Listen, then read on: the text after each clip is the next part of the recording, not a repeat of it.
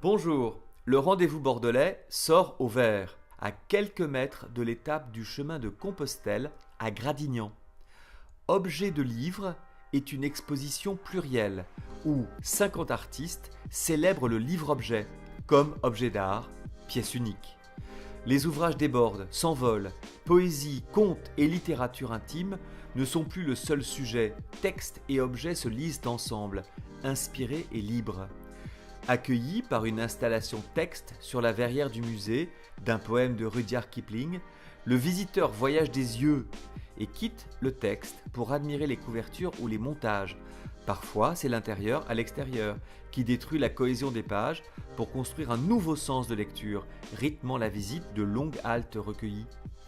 Le lecteur baguenaude entre les sens, les pages, les sujets, des carnets intimes aux couleurs des contes de l'homme sur papier velours ou un herbier de poèmes, des découpages de cartes IGN pour d'imaginaires chemins de balade ou d'ingénieuses variations du missel en jeu de cartes et trombinoscope. Le texte brodé ou les illustrations brûlées surgissent de la boîte à couleurs d'un diorama, théâtre de papier débordant de folios coupés, entrelacés ou au pliage enluminé envahissant les marges, déroulant les entrelacs d'une inquiétante route de sorcière.